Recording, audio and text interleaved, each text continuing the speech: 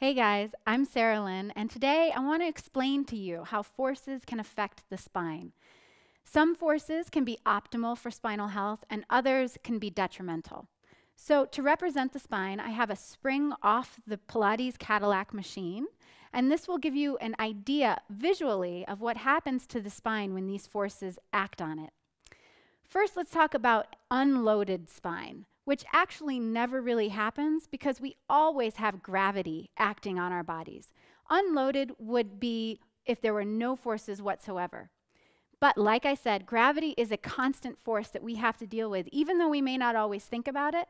And so you have to take into consideration with all of these forces how gravity is going to intensify the force that's acting on the spine. And I'll help you with that. So the first force we'll cover is compression. Spinal compression, just by the way it sounds, I'm sure you can guess that it's probably not ideal. So compression would be as if one hand is here and one hand is here and pushing down on the spring from both ends. And as a result, you can see that the spring will eventually succumb to the pressure and press out. This is comparable to what will happen with the discs in your spine if it's under a lot of compression. Compression in and of itself is not necessarily bad, but when we combine that with gravity, that's like twice as much compression. So for instance, a perfect example of this is slouching. I see people all the time relaxing into a position of their spine where the weight of their rib cage is drawing down on top of the spine, and gravity is also pulling you down even more than you even realize, and that creates a lot of compression and problems for the spine. The opposite of compression is tension. Tension is a lengthening through the spine or a pulling apart. This is fabulous for the spine, and in fact, I'm sure a lot of you cue your classes to keep length in their spine during all exercises. In part, this is because we want to lengthen and grow taller, right? But the other part of this is that tension is how you resist the gravitational pull.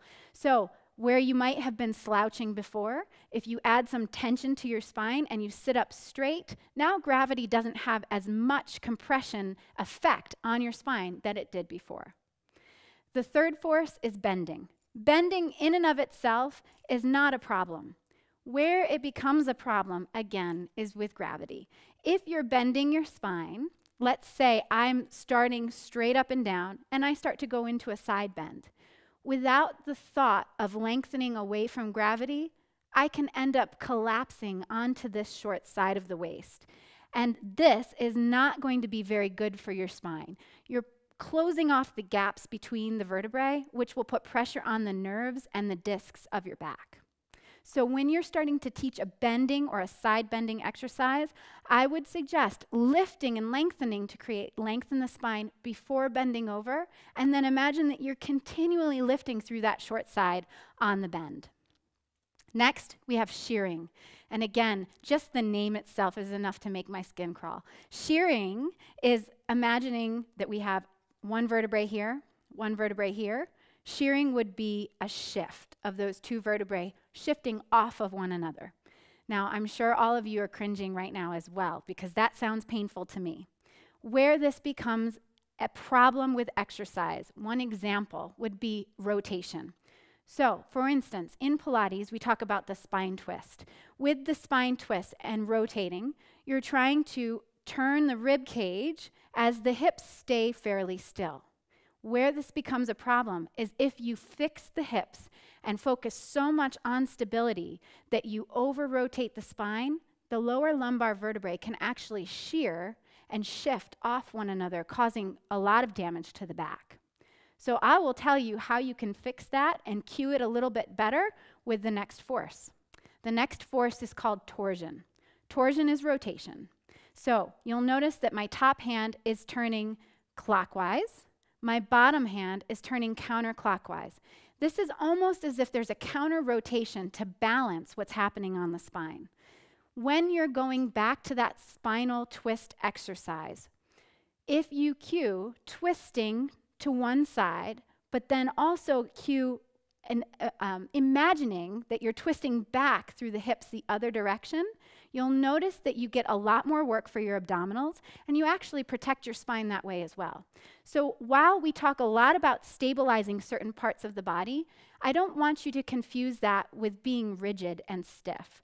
If you twist, it's important to remember there are still things happening in that quote-unquote stable part of the body that are protecting your back and allowing your muscles to engage the way they should. The last force I'm going to talk about is combined loading.